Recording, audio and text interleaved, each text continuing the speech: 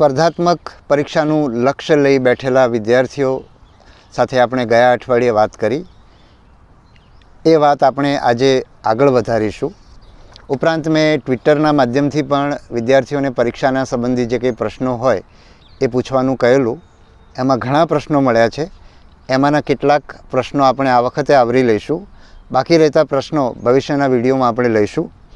સૌથી પહેલાં હું ગઈ વખતના વિડીયોના સંદર્ભમાં થોડીક વાત આગળ કરીશ. ગયા વખત મેં એવું કહેલું કે તમે બીજી નોકરી કરતાં આ પરીક્ષાની તૈયારી કરો. અગાઉ પણ મેં ઘણીવાર આ વસ્તુ કહી છે અને એના પગલે ઘણીવાર મને વોટ્સએપથી કે બીજી કોઈ રીતે વિદ્યાર્થીઓ એવા જવાબ આપ્યા છે કે મને હમણાં નોકરી મળી છે, હું એ નોકરીમાં જોડાઈને કામ કરીશ અથવા હું નોકરી શોધી લઈને કામ કરતાં હું તૈયારી કરીશ. તો એવા વિદ્યાર્થીઓનું મારે ધ્યાન એ દોરવું છે કે તમે નોકરી કરતાં તૈયારી કરશો તો તમને ફાયદો થશે. એવા ઘણા કારણો મેં આપ્યા છે. એવું કરવાથી શું ફાયદો થાય, કઈ રીતે તમે તૈયારી કરી શકો એની મેં વાત જુદા જુદા વિડીયોમાં ઘણી વખત કરી છે. છતાં મારે તમારું ધ્યાન એ વસ્તુ ઉપર દોરવાનું છે કે તમે નોકરી કરતાં તૈયારી કરો ત્યારે એવું ન થાય કે તમે નોકરીમાં એટલા ડૂબી જાઓ અને તમારી તૈયારી બાજુ પર રહી જાય અને તમને 1, 2, 3 વર્ષ નીકળી જાય અને તમને ખબર પડતાં પણ બહુ સમય થઈ જાય. એટલે એમાં હું તમને મારો જ અનુભવ કહીશ, કારણ કે હું તમારી જેમ જ આમાંથી પસાર થયો છું. તો હું જ્યારે સિવિલ સર્વિસ પરીક્ષાની તૈયારી કરતો હતો ને હું બીજા વર્ષમાં કેમ હતો, એટલે કે મારી તૈયારીનું બીજું વર્ષ હતું લગભગ, એવું આશરે કહું છું, અત્યારે યાદ નથી એક્ઝેક્ટ. ત્યારે વિદ્યાનગરની જે બિરલા વિશ્વકર્મા મહાવિદ્યાલય જે એન્જિનિયરિંગ કોલેજ છે એમાં ટેમ્પરરી લેક્ચરર માટેની નોકરીની જાહેરાત થઈ 4 મહિના માટે. એટલે અમને એમ થયું કે 4 મહિના માટે નોકરી કરીએ, એક અનુભવ થશે અને ભવિષ્યમાં આપણું સિવિલ સર્વિસમાં નહીં થાય તો આપણે આ અનુભવ આપણને કામ લાગશે અને પ્લસ થોડા પૈસા પણ મળશે. એમ કરીને મેં એમાં ઇન્ટરવ્યૂ આપ્યો, મને નોકરી મળી ગઈ અને હું વડોદરા રહેતા પરીક્ષાની તૈયારી કરતો હતો. વિદ્યાનગર જવા માટે હું વડોદરાથી ટ્રેનમાં જાઉં આણંદ સુધી અને આણંદથી વિદ્યાનગર જાઉં અને હું મેં 4 દિવસ કર્યું અને મને સમજાણું એ કે સાંજે હું પાછો આવું પછી મને વાંચવાનો સમય રહે નહીં. એટલે મેં 4 જ દિવસની અંદર એ નોકરી છોડી દીધી અને મેં નિર્ણય બહુ સાચો કર્યો, નહીંતર કદાચ હું સિવિલ સર્વિસમાં ના આવી શક્યો હોત. એ પછીની વાત કરું તો એ દિવસોમાં જ, મતલબ હું આઈ થિંક 3જા વર્ષમાં હોઈશ, એ વખતે મેં વડોદરામાં સેન્ટ્રલ એક્સાઇઝના ઇન્સ્પેક્ટરની સ્ટાફ સિલેક્શન બોર્ડની પરીક્ષા આપી, એમાં હું પાસ થઈ ગયો. અને બીજા જ દિવસે મારી અહીંયા GPSCમાં આસિસ્ટન્ટ એન્જિનિયરની પરીક્ષા હતી, એની અંદર પણ હું પાસ થઈ ગયો. આસિસ્ટન્ટ એન્જિનિયરમાં મને પાલનપુરમાં મારા વતનમાં એમણે એપોઇન્ટમેન્ટ આપી અને એક્સાઇઝમાં મને વડોદરામાં મળી. તો મેં આસિસ્ટન્ટ એન્જિનિયરની વર્ગ 2ની પરીક્ષા હતી, જ્યારે વર્ગ 2ની નોકરી હતી, જ્યારે એક્સાઇઝની વર્ગ 3ની હતી. બંનેના પગારમાં પણ ઘણો ફરક હતો, પણ હું વડોદરાથી તૈયારી કરી રહ્યો હતો અને મારી સાથે બીજા મિત્રો પણ હતા જેના સાથનો પણ મને ફાયદો હતો. એટલે મેં સેન્ટ્રલ એક્સાઇઝની જ નોકરી પસંદ કરી વર્ગ 3ની હોવા છતાં, અને 6 મહિના કામ કર્યું અને દરમિયાનમાં મેં મારી બદલી માટે મેં વિનંતી સરકારને કરેલી અને મારી બદલી વડોદરામાં થઈ જતાં મેં ગેરીમાં નોકરી શરૂ કરી. હજુ પણ એક વસ્તુનું ધ્યાન દોરવા માગું છું કે ગેરીની અંદર મારી પાસે બહુ જ સમય હતો, ત્યાં કામ બહુ ઓછું હતું અને એના કારણે મને ખરેખર બહુ પરીક્ષાની તૈયારી માટેનો બહુ સમય હોવા છતાં મારામાં આળસ આવી ગઈ અને છેલ્લા વર્ષે મારે જેટલી મહેનત કરવી જોઈતી હતી, મારી પાસે સમય હતો છતાં મેં મહેનત નહીં કરી, ઓછી કરી. એટલે એના તરફ પણ તમારું ધ્યાન દોરું છું. એટલે પરીક્ષાઓ અમારા વખત કરતાં આજે વધારે સ્પર્ધાત્મક બની છે અને બહુ જ કઠિન માર્ગમાંથી તમે લોકો તૈયારી કરી રહ્યા છો. એટલે એમાં સફળ થવા માટે તમારે તમારી જાતને, તમારા સંજોગોને સતત તપાસતા રહેવા પડશે કે તમે તમારા માર્ગમાંથી ફંટાઈ નથી ગયા ને, તમે નોકરીમાં લાગીને ફંટાઈ ગયા હોય અથવા મારી જેમ આળસ કરીને ફંટાઈ ગયા નથી ને, એના તરફ તમારે જાગૃત રહેવું પડશે. હવે બીજા એક વિષય તરફ પણ તમારું ધ્યાન દોરું છું. ગઈ વખતે મેં તમને કહ્યું હતું કે તમે જે સમસ્યા ફેસ કરી રહ્યા છો એ સમસ્યા એ છે કે તમારી પાસે મોટાભાગના એવા લોકો છે કે જેની પાસે પ્રોફેશનલ ડિગ્રી નથી. ખાસ કરીને જે અમારા લોકરક્ષકની પરીક્ષાઓ કે જુનિયર ક્લાર્કની પરીક્ષા આપનારા ઘણા વિદ્યાર્થીઓ એવા છે કે જેની પાસે સરકારી નોકરી સિવાય વિકલ્પ જ નથી. સામાન્ય રીતે જે લોકો મધ્યમ વર્ગના લોકો છે કે જે 20-25 હજાર રૂપિયા કમાતા હોય, નાની મોટી સરકારી કે ખાનગી નોકરીમાં હોય, એ બધા જ લોકો પોતાના બાળકોને કોઈને કોઈ પ્રોફેશનલ કોર્સ કરાવે છે. ડિપ્લોમા કરાવશે અથવા એન્જિનિયરિંગ કરાવશે, તો એ પ્રકારના કોર્સ કરાવે છે જેમાં પ્રાઇવેટ નોકરીનો બહુ સ્કોપ હોય છે. જ્યારે તમારી પાસે સ્કોપ નથી, ઘણા બધા તમારામાંથી એવા લોકો છે કે જેની પાસે આ સ્કોપ ન હોવાના કારણે તમારી પાસે ભરતી સિવાયનો વિકલ્પ નથી. તો તમારા જેવું, અને એમાં એનું મુખ્ય કારણ એ છે કે તમારા મા બાપને ખબર નહોતી અથવા તમારી આર્થિક સ્થિતિ નહોતી, તમે એવી જગ્યાએ ભણતા હતા જ્યાં તમે ભવિષ્યમાં શું કરી શકો એનું માર્ગદર્શન નહોતું, તમે ભણતા હો ત્યારે તમને ભણવાનું મહત્ત્વ કોઈએ સમજાવ્યું ના હોય. એ બધા કારણો જુદા જુદા હોઈ શકે, પણ તમારામાંથી ઘણા બધા લોકોએ ડિગ્રી નથી મેળવી. તો તમારા જેવા ગામડાના બાળકો આનાથી વંચિત ન રહી જાય. આજે સરકારી પ્રાથમિક શાળામાં ભણનારા બાળકોના શિક્ષકોની જનરલી ફરિયાદ એ હોય છે કે બાળકને ભણવાની ઈચ્છા નથી હોતી, મા બાપને એને ભણાવવાની ઈચ્છા નથી હોતી. બાળકને ભણવાની ઈચ્છા ના હોય એ સમજી શકાય, ખાસ કરીને પ્રાથમિક શાળાના બાળકોના કિસ્સાની અંદર. પણ એના મા બાપ ભણાવવા પાછળ ધ્યાન આપે તો બાળકના જીવનમાં ઘણો બધો ફરક પડી શકે. શિક્ષકોને મા બાપે બહુ મોટી ભૂમિકા ભજવવી પડે, અને આ મા બાપને સમજાવવામાં કેટલાક ઉત્સાહી શિક્ષકો પ્રયત્ન કરતા હોય છે, પણ મોટાભાગે સફળ થતા નથી. તો તમે એ ગામડાના જ છો, ઘણા બધાના તમારા સગા સંબંધીઓ પણ હોઈ શકે, તમારા કુટુંબના હોઈ શકે, તમારા જ્ઞાતિના હોઈ શકે, તમારા ફળિયાના હોઈ શકે. એવા લોકો છે જેના બાળકો ભણવા તરફ ધ્યાન નથી આપતા અને મા બાપ ધ્યાન નથી આપતા. એમને તમે સમજાવવાનો પ્રયત્ન કરશો તો બહુ મોટો ફરક પડશે, અને આ બાળકો ભણશે તો આ બાળકો તમારા જેવી સ્થિતિનો સામનો નહીં કરે, નંબર 1. નંબર 2, એમનું ઘર તરશે, અને આ બાળકો જ જ્યારે બીજા બધા બાળકોની જેમ પ્રોડક્ટિવ કામ કરતા થશે, સારું કમાતા થશે, ત્યારે જ દેશ આગળ વધશે. એટલે તમે દેશના વિકાસની અંદર પણ તમારું યોગદાન આપી શકશો. તમારા જ કુટુંબના લોકોને ઉપર લાવીને તમે એમને મદદરૂપ થશો અને દેશને પણ મદદરૂપ થશો. તમારા મનમાં સવાલ એ થશે કે સાહેબ અમે આ પરીક્ષાની તૈયારીમાં લાગેલા છીએ, અમને સમય નથી, અને તમે આ રવાડે ક્યાં ચડાવો છો? તો એના પણ કેટલાક કારણો હું તમને કહીશ કે તમે આ વસ્તુ કરશો તો તમારો એક તો આત્મવિશ્વાસ વધશે, અને આ પરીક્ષા માટે આત્મવિશ્વાસ ખૂબ મહત્ત્વની બાબત છે. બીજું, આત્મસંતોષ થશે. ત્રીજું, લોકોનો તમારા તરફ જોવાનો દૃષ્ટિકોણ બદલાશે. એના કારણે તમારું મનોબળ ઊંચું આવશે. મનોબળ, આત્મવિશ્વાસ, આત્મસંતોષની જે સ્થિતિ છે એના કારણે તમારામાં નકારાત્મકતા દૂર થશે, તમારામાં નિરાશા દૂર થશે, તમને રસ્તા જળશે. તમે આ પરીક્ષામાં સફળ થાવ કે ન થાવ, જીવનમાં સફળ થવાની શક્યતા વધશે.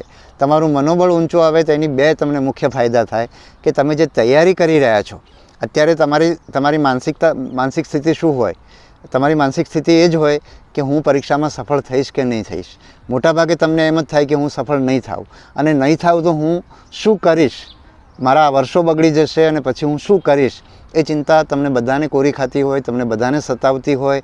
એટલે એ સંજોગોમાં તમે આવું નાનું કામ થોડો સમય આપશો, તમારી જીભ વાપરશો, બરાબર છે, તો તમે તમારો આત્મવિશ્વાસ વધશે, તમારી હકારાત્મકતા તમને પરીક્ષામાં તૈયારીમાં ઉપયોગી થશે, અને પરીક્ષા આપતી વખતે પણ તમને એનાથી ફાયદો થશે.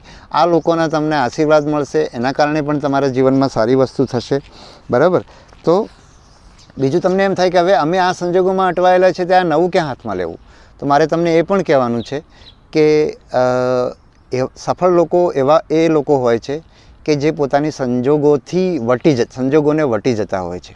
એ સંજોગોમાં હોવા છતાં એ સંજોગોમાં રહેલા સામાન્ય માણસો જે કામ કરતા હોય છે અથવા જે રીતે વિચારતા હોય છે એનાથી આ લોકો જુદું વિચારતા હોય છે, જુદું કામ કરતા હોય છે, અને પરિણામે એ લોકો સફળ થાય છે. એ લોકો કદાચ નોકરીમાં ના હોય પણ જીવનના જુદા જુદા ક્ષેત્રોની અંદર એ લોકો સફળ થાય છે અને બીજાને પણ પ્રેરણારૂપ બને છે. સાથે સાથે ગઈ વખતે મેં તમને કહ્યું હતું કે તમે કેટલાક નવા કોર્સિસ કરી શકો અત્યારે આ બધી તૈયારીની વચ્ચે, અથવા તો તમે એવો બીજો વૈકલ્પિક નોકરી મળી શકે એ માટેના કોર્સ. દાખલા તરીકે આપણે અત્યારે ગિફ્ટ સિટી ડેવલપ થઈ રહ્યું છે ને ત્યાં ઘણા બધા નવા બિઝનેસીસ આવી રહ્યા છે, અને એ બિઝનેસ માટેનું મને હમણાં આ જે વાઇબ્રન્ટ ગુજરાત થયું ત્યારે એવું પણ એક નક્કી થયું છે, એવું મને સાંભળવા મળ્યું છે કે ત્યાં એક ટ્રેનિંગ ઇન્સ્ટિટ્યૂટ પણ શરૂ થવાની છે, જેમાં વિદ્યાર્થીઓને બિઝનેસને લગતા નાના નાના કોર્સિસ કરાવવામાં આવશે, જે કોર્સિસના અંતે અમને ગિફ્ટ સિટીમાં જ નોકરી મળી જશે, આવું મેં સાંભળ્યું છે. પણ આવા ઘણા બધા વિકલ્પો હશે, જે વિકલ્પો તમે શોધીને તેવા નાના નાના કોર્સિસ પણ કરશો. એટલે આટલી વાત આપણે ગયા વખતના વિડીયોના સંદર્ભમાં મેં તમને કરી. હવે આપણે પરીક્ષાની તૈયારીને લગતા જે મુદ્દાઓ છે તો એની અંદર શું વાંચવું, કયા વિષયો વાંચવા, કઈ રીતે જુદા જુદા વિષયોની તૈયારી કરવી, એ બધા પ્રશ્નો હોય છે. તો અમે એક તો સૌથી પહેલાં અભ્યાસક્રમ જુઓ. એટલે અભ્યાસક્રમ જોવાથી તમને ખ્યાલ આવશે કે તમારે કયા વિષયો વાંચવાના છે. હવે બીજું તમે જુઓ કે તમે જોશો કે કોન્સ્ટેબલ અને PSIનો જે અભ્યાસક્રમ છે એમાં બહુ ડિટેલ નથી. બહુ ઇતિહાસ હોય તો ઇતિહાસ લખ્યું હોય, પણ પછી ઇતિહાસમાં કયો અભ્યાસક્રમ છે એવું લખેલું નથી હોતું. જ્યારે GPSCની અંદર એ લખેલું હોય છે. એટલે તમને એમ થાય કે ભાઈ GPSCમાં લખેલું હોય એટલે એમાં તૈયારી વ્યવસ્થિત રીતે કરી શકાય, આમાં અમને મુશ્કેલી પડે. પણ એમાંય તમારું ધ્યાન હું એ દોરીશ કે GPSC કોન્સ્ટેબલમાં કે PSIમાં માત્ર ઇતિહાસ લખ્યું હોય તો એની જગ્યાએ GPSCમાં આખું ઇતિહાસના બધા ટૉપિક લખ્યા હોય, પણ તમે જોશો તો એમાં બધો જ ઇતિહાસ આવી જાય એવું ઘણીવાર થતું હોય છે. એટલે અભ્યાસક્રમ હવે ઓછો લખેલો અભ્યાસક્રમ અથવા ડિટેલમાં લખેલા અભ્યાસક્રમમાંથી પણ છેવટે શું વાંચવું એ નક્કી કરવા માટે તમારે એક તો પ્રશ્નપત્રો જોવા પડે. તમે જે પરીક્ષા આપી રહ્યા છે એના પ્રશ્નપત્રો, તમારું બોર્ડ જે બીજી પરીક્ષાઓ લઈ રહ્યું છે એના પ્રશ્નપત્રો, એ તમારે એમાં જોઈને તમારે નક્કી કરવું પડે. બીજું તમને જૂના વિદ્યાર્થીઓ જે લોકો સફળ થયા છે એમનું માર્ગદર્શન લઈને પણ તમે એ પુસ્તકો નક્કી કરી શકો. તમારું જે સ્પર્ધાત્મક પરીક્ષાઓ છે એની અંદર કેટલાક પુસ્તકો નિશ્ચિત થઈ ગયા છે કે આ પુસ્તકોની ક્વોલિટી સારી છે અને આ પુસ્તકો વાંચનારા લોકો સફળ થાય છે, તો એવા પુસ્તકો પણ તમે પસંદ કરી શકો. પાઠ્યપુસ્તકો વાંચી શકો. બરાબર છે. પછી બીજો પ્રશ્ન વિદ્યાર્થીઓનો એ હોય છે કે અમને યાદ નથી રહેતું, અમારે પુનરાવર્તન કેવી રીતે કરવું. તો એના વિશે હું તમને માર્ગદર્શન આપું. પાઠ્યપુસ્તકો માટે પણ થોડુંક વધારે કહી દઉં કે આપણા જે ગુજરાત સરકારના પાઠ્યપુસ્તકો મતલબ ગુજરાત પાઠ્યપુસ્તક મંડળના પુસ્તકો છે, એ સિવાય ગુજરાતમાં કેટલાક વિષયો NCERTના વિષયો, આપણે ગણિત અને વિજ્ઞાનની અંદર NCERTના વિષયો પણ ગુજરાત સરકારે મતલબ ગુજરાત પાઠ્યપુસ્તક મંડળે સ્વીકાર્યા છે અને એના પુસ્તકો ગુજરાતીમાં ઉપલબ્ધ છે. એ સિવાય NCERTના જે હિન્દી અને અંગ્રેજીમાં જે પુસ્તકો છે, જે વિદ્યાર્થીઓ ગુજરાતી માધ્યમમાં ભણ્યા છે એ લોકો હિન્દીમાં એ પુસ્તકો વાંચી શકે. અમદાવાદની અંદર ગુજરાત વિદ્યાપીઠની પાછળ નવજીવન પ્રેસ છે, ત્યાં NCERTની નાનકડી ઓફિસ છે એ મકાનની અંદર. તો ત્યાં બધા પુસ્તકો છે. તમે તમારા પ્રશ્નપત્ર તમે વાંચેલા હોય અને તમારે કયા ટૉપિકનું સામગ્રી જોઈએ છે એના આધારે તમે પાઠ્યપુસ્તકો ત્યાં ખોલીને જોઈને તમે નક્કી કરી શકો. બીજા જે લોકો સાવ નવા છે એના માટે NCERTના નીચેના ધોરણોના પુસ્તકો ઘણા ઉપયોગી થાય, કારણ કે તમે ત્યાંથી વિષય સમજવા માંડો અને ત્યારે તમે નીચેના ધોરણોના પુસ્તકો વાંચતા હો ત્યારે તમારે એ યાદ રાખવાનું કે એ પુસ્તક તમે એક જ વાર વાંચવાના છો અને તમારે એમાં અંડરલાઇન કરવાની, જેથી કરીને તમારે બીજી વાર એની જેટલું તમે અંડરલાઇન કરેલું હોય એટલું જ વાંચવાનું.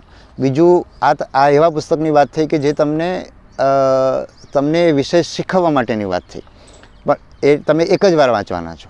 પણ તમારું એવું સાહિત્ય છે કે જે તમે વારંવાર વાંચવાના છો, જે તમે જે પરીક્ષાની પદ્ધતિ સમજીને તમે જે પુસ્તકો નક્કી કર્યા છે, જૂના મિત્રોને પાસેથી સમજીને, સફળ ઉમેદવારો પાસેથી સમજીને જે પુસ્તકો નક્કી કર્યા છે અને જે પુસ્તકો તમારે યાદ રાખવાના છે, વારંવાર વાંચવાના છે, એ કઈ રીતે વાંચવા એની વાત કરું તો તમારે જ્યારે તમે પ્રથમ વાંચન કરો, જ્યારે પણ વાંચો ત્યારે તમારે અંડરલાઇન તો કરવાનું જ છે, કારણ કે તમારી પાસે અનંત સમય નથી, સમય મર્યાદિત છે. એટલે જ્યારે તમે બીજી વાર પુનરાવર્તન કરો ત્યારે તમારે ઓછું જ વાંચવું પડે એવું કરવું પડે. અને એનો ફાયદો એ પણ છે કે તમે આખું પુસ્તક તમે વાંચો તો તમારે એમાંથી બહુ ઓછું યાદ રહેશે, પણ તમારે જે વસ્તુ યાદ રાખવાની છે, તમારા માટે જે વસ્તુ મહત્ત્વની છે એ વસ્તુઓ તમે અંડરલાઇન કરી હશે તો તમે મર્યાદિત વસ્તુઓ વાંચશો અને મર્યાદિત વસ્તુ વારંવાર વાંચશો તો તમને યાદ રહેશે. એટલા માટે અંડરલાઇન કરવાનું, સાઈડમાં કંઈ લખવા જેવું હોય તો લખવાનું. બરાબર છે. નોટ્સ બનાવવાની વાત કદાચ હું થોડી ડિટેલમાં આગળ જતાં કરીશ. તો હવે જે પુસ્તક તમારે વારંવાર વાંચવાનું છે, મેં તમને એવું કીધું કે કેટલાક NCERTના નીચેના ધોરણના પુસ્તકો છે તમારે એક જ વાર વાંચવાના છે, અંડરલાઇન કરીને માત્ર અંડરલાઇન વાંચવાનું. પણ જે પુસ્તક વારંવાર વાંચવાના છો તમે, એ પુસ્તક જ્યારે તમે પહેલી વાર વાંચો ત્યારે તમારે પેન્સિલથી અંડરલાઇન કરવાનું. એનું કારણ એ છે કે તમે પહેલી વાર વાંચશો ને ત્યારે તમને બધું જ સારું લાગશે, એટલે તમે ખૂબ બધી અંડરલાઇન કરી નાખશો. જો પેનથી કર્યું હશે તો તમે એમાં ફેરફાર નહીં કરી શકો. એટલે પહેલી વાર વાંચો ત્યારે તમારે પેન્સિલથી અંડરલાઇન કરવાનું. બીજી વાર વાંચવાનું શરૂ કરો ત્યારે તમારે જોવાનું કે જે પેન્સિલથી કર્યું છે એમાંથી હવે તમારો ઘટાડો થઈ રહ્યો છે. તમે હવે એ લેવલે પહોંચ્યા છો કે તમને ખબર પડે છે કે હવે પેન્સિલથી કર્યું એમાંથી અમુક વસ્તુઓ કાઢી નાખવાની છે. તો તમે એ લેવલે પહોંચ્યા હો ત્યારે તમારે હવે પેનથી અંડરલાઇન કરવાનું. એટલે જેમ જેમ તમે કરશો, એક ચોપડી પહેલી વાર વાંચો, ધારો કે તમને એક અઠવાડિયું લાગ્યું કે 10 દિવસ લાગ્યું જાડી ચોપડી હોય તો, પણ જ્યારે બીજી વાર વાંચશો ત્યારે તમારા દિવસો ઓછા થતા જશે અને છેલ્લે તમે એ જ પુસ્તક જે પહેલી વાર 10 દિવસમાં વાંચ્યું હતું હવે તમે એક દિવસમાં એમાં અંડરલાઇન કરેલી વસ્તુઓ વાંચી શકશો. એટલે આ રીતે બીજું કેટલાક પુસ્તકો છે જે વારંવાર વાંચવાના. બહુ બધું વાંચશો તો બધામાંથી કશું યાદ નહીં રહે. એટલે તમારે મર્યાદિત પુસ્તકો નક્કી કરવાના. મેં અગાઉ કીધું એક પદ્ધતિથી પરીક્ષાઓ સમજીને, બીજા મિત્રોની મદદથી પરીક્ષા સમજવાની, જે લોકો ભૂતકાળમાં સફળ થયા છે એમના મદદથી સમજવાની, અને એ સમજ્યા પછી તમારે પુસ્તકો નક્કી કરવાના અને એ પુસ્તકો તમારે વારંવાર વાંચવાના અને એને સમજીને વાંચવાના, જેથી કરીને બેઠી માહિતી પૂછાય નહીં તો પણ તમે ગેસવર્ક કરી શકો. બરાબર છે? એટલે એના તરફ જવાનું. બીજું, ગેસવર્ક તમારે કરવું જ પડશે, કારણ કે અત્યારે માહિતી બધે જ ઉપલબ્ધ છે. મીડિયા પર ખૂબ બધી માહિતી ઉપલબ્ધ છે. એટલે માહિતી પરીક્ષામાં સામાન્ય રીતે પૂછાતી નથી હોતી. પૂછાતી હોય તો તમારે એ રીતે તૈયારી કરવાની. તમારી પરીક્ષાની જે સ્ટાઇલ છે, પ્રશ્નપત્રની પદ્ધતિ છે, એના આધારે તમારે નક્કી કરવાનું. પણ તમારે ઘણીવાર તમારે અનુમાન કરવું પડશે, કારણ કે બધી માહિતી તમને યાદ પણ નહીં હોય. તમે વાંચેલું છે જ પરીક્ષામાં પૂછાશે એવું બનશે નહીં. ઘણું બધું એવું પણ હશે કે જે તમે વાંચેલું નથી, છતાં પણ તમે જે કંઈ વાંચેલું છે એના આધારે તમે નક્કી કરશો કે આ જે 4 વિકલ્પ આપ્યા છે એમાંથી આ વિકલ્પ તો નહીં આવે, હવે આ 3 જ વિકલ્પ રહ્યા. બરાબર છે? તો બીજું તમારું નેગેટિવ માર્કિંગ. અમે જ્યારે યુપીએસસીની પરીક્ષા આપતા હતા ત્યારે અમારે નેગેટિવ માર્કિંગ નહોતું. એટલે અમે ગેસવર્ક બહુ કરતા, અનુમાનના આધારે જવાબો આપતા, અને એ ગેસવર્કની બહુ મહત્ત્વની ભૂમિકા હતી. આજે નેગેટિવ માર્કિંગ છે છતાં ગેસવર્કની ભૂમિકા છે એ તમારે યાદ રાખવાનું. એટલે એ રીતે કે ધારો કે તમારા 4 વિકલ્પ છે, હવે તમારો ખોટો જવાબ પડે તો એમાંથી એક તમારો 1/4 અથવા 1/3 માર્ક્સ, 1/3 અથવા 1/4 માર્ક્સ તમારો કપાય છે. એટલે તમે જો 4 પ્રશ્નોમાં અનુમાન કરો અને એમાંથી તમારો એક સાચો પડી જાય અને 3 ખોટા પડે તો તમારું લગભગ 0 થઈ જાય. તો તમે જેમાં 1/3 જવાબ સાચો પડવાની શક્યતા છે એને પણ તમે અનુમાન કરી શકો. બીજું, તમે 1/2 તો અનુમાન તમે કરી શકો કે આમાં તો 50% સાચા પડવાની શક્યતા છે. એટલે તમે 4 પ્રશ્નો કરો તો એમાંથી 50% શક્યતાના આધારે તમારે 2 પ્રશ્નો સાચા પડે અને 2 પ્રશ્નો ખોટા પડે. એટલે 2 પ્રશ્નો સાચા પડે એના તમને 2 ગુણ મળે અને 2 પ્રશ્નો ખોટા પડે એના તમારે 2/3 અથવા 1/2 ગુણ ઓછો થાય. એટલે એને ધ્યાનમાં રાખીને પણ તમારે ગેસવર્ક કરવું પડે. બીજું, ગેસવર્ક તમને તમારા મનમાં સવાલ એ થાય કે મારે બહુ બધા નેગેટિવ થાય છે, એટલે હું કરું ને એના કારણે મારા ગુણ તો ઓછા થાય છે. તો એના માટે તમારે એવું કરવું પડે કે તમારે જૂના પ્રશ્નપત્રો આપવા પડે અને એ પ્રશ્નપત્ર આપતી વખતે તમે જે ગેસવર્ક કરો છો એમાં કયા સંજોગોમાં તમારા ગેસવર્ક સાચા પડે છે અને કયા સંજોગોમાં તમારું ગેસવર્ક ખોટું પડે છે એ તમે જેમ જેમ કરતા જશો, એટલે પ્રશ્નપત્ર કરવાનું અને મતલબ પરીક્ષા આપવાની અને પછી પ્રશ્નપત્ર લઈને બેસવાનું અને તમે કયા તર્કના આધારે આ જવાબ આપ્યો હતો અને એ તમારો સાચો પડ્યો અને કયા તર્કના આધારે તમે જવાબ આપો છો ત્યારે ખોટા પડે છે, કઈ પદ્ધતિથી આપો છો ત્યારે ખોટા પડે છે, એ રીતે કરશો તો તમારું પ્રશ્નપત્ર મતલબ ગેસવર્ક ધીરે ધીરે સુધરતું જશે. પછી જુદી જુદી પરીક્ષાઓમાં તમે જુદા એક બોર્ડ દ્વારા જે પરીક્ષા લેતા હોય તો એમાં ગેસવર્કમાં એ પરીક્ષાની પદ્ધતિ જુદી હોય તો એમાં તમારે ગેસવર્ક જુદી રીતે સમજવું પડે અને બીજું બોર્ડ લેતું હોય તો એ જુદી રીતે હોય, અથવા તો એક જ બોર્ડ 2 પરીક્ષાઓ જુદી જુદી લેતી હોય તો એ બંનેમાં પ્રશ્નો પૂછાવાની પદ્ધતિ જુદી હોય. એટલે એ બંનેને તમારે જુદી જુદી રીતે તપાસવી પડે ને એના આધારે કરવું પડે. બીજું, પ્રશ્નપત્ર તમારે હું મોટાભાગની પરીક્ષાઓમાં જોઉં છું તો વિદ્યાર્થીઓ પ્રશ્નપત્રમાં પ્રશ્નો કરતા જાય અને અહીંયા કુંડાળું કરતા જાય, વર્તુળ ઘાટું કરતા જાય. એની અંદર ઘણો વધારે સમય જતો હોય છે. એટલે તમારે ઘાટું કરવાનું કામ છેલ્લે રખાય, એના માટે પૂરતો સમય પણ રખાય. એવું ના થાય કે ઘાટું કરવાનું છેલ્લે બાકી રહી જાય. બરાબર છે? પણ એ છેલ્લે રખાય. બીજું, તમારે 2 રાઉન્ડમાં કમસે કમ 2 રાઉન્ડની અંદર પરીક્ષા આપવી જોઈએ. પહેલા રાઉન્ડમાં તમને જેટલા પ્રશ્નો સીધા આવડી જાય છે એ કરી લેવાના, એટલે તમને ખબર પડે કે તમે 100માંથી કેટલા પ્રશ્નો કર્યા. સામાન્ય રીતે જે પરીક્ષાઓ ઓછી માહિતી આધારિત હોય, જેમાં તમારે ગેસવર્કની વધારે જરૂર હોય, જે સમજણ આધારિત પરીક્ષા હોય, એમાં તમે 100માંથી 25-30 પ્રશ્નો જ વધુમાં વધુ 20થી 30 પ્રશ્નો તમે પહેલા રાઉન્ડમાં થશે, એટલે એના આધારે ગભરાવાની જરૂર નથી. પણ જો તમે પૂરેપૂરી મોક પરીક્ષાઓ આપેલી હશે, પ્રેક્ટિસ પરીક્ષાઓ આપેલી હશે, તો તમારું ગેસવર્ક સારું હશે. એટલે બીજા રાઉન્ડમાં જ્યારે તમે ગેસવર્ક કરશો તો પહેલા રાઉન્ડમાં પણ ઇવન તમે જ્યારે વાંચતા હો ત્યારે તમે જોયું કે પ્રશ્ન જોયો અને તમને વાંચો પણ આખો નથી આવડતો, પણ એટલી ખબર છે કે આમાં તો એક આ વિકલ્પ ખોટો છે, તેની બાજુમાં તમે ચોકડી કરી લો અને પછી બીજા રાઉન્ડની અંદર એ તમે એમાં ગેસવર્ક કરી શકો. એટલે આ રીતે તમે કરશો તો તમને, કારણ કે જીવનની અંદર અથવા તો તમે જે નોકરીમાં જવાના છો ત્યાં પણ તમારી પાસે કાયમ માટે પૂરેપૂરી માહિતી નહીં હોય. તમારી પાસે સમસ્યા આવશે અને અથવા તો તમારી પાસે જેટલી, અને એ સમસ્યાનો ઉકેલ તમારી પાસે જેટલી માહિતી છે એના આધારે તમારે કરવાનો રહેશે. એટલે પરીક્ષાનું પ્રશ્નપત્ર પણ તમારી પાસે આવે છે ત્યારે તમારી પાસે 100% માહિતી નથી જ હોતી, ક્યાં કોઈની પાસે નથી હોતી. તો તમારી પાસે જેટલી માહિતી છે એના આધારે તમે એ પ્રશ્નોનો ઉકેલ શોધશો તો તમે સરકારી કર્મચારી તરીકે પણ એ જ રીતે ઉકેલ શોધશો. એટલે આ પરીક્ષાઓ એ રીતે આ રીતે પૂછાતી હોય છે. અને બીજી વાત એ છે કે તમે સ્વમૂલ્યાંકન કરતા રહો, બરાબર છે. તમારું જ્યારે વાંચતા હો ત્યારે તમે તમારું લક્ષ્યાંક નક્કી કરો, બરાબર છે. અને તમે જે લક્ષ્યાંક નક્કી કરો એ પ્રાપ્ત કરો ત્યારે તમે તમારી જાતને શાબાશી આપો. સાથે સાથે તમારી જાતને શાબાશી આપવા માટેના કારણો શોધતા રહો. નાનામાં નાની સફળતા તમે પ્રાપ્ત કરો ત્યારે તમે તમારી જાતને શાબાશી અચૂક આપો. તમારી સારી વસ્તુઓ શોધી કાઢો અને તમે તમારી જાતને શાબાશી જરૂર આપો. તો આટલી વાત આજે કરી છે. બીજા ઘણા બધા પ્રશ્નો છે પણ આજે આ વિડીયો અહીંયા આપણે પૂરો કરીએ છીએ. ટૂંક સમયમાં જ આપણે નવો વિડીયો લઈશું અને એની અંદર આપણે તમારા બીજા બધા પ્રશ્નો પણ આપણે લઈશું. થેન્ક યુ અને ખૂબ ખૂબ શુભેચ્છાઓ.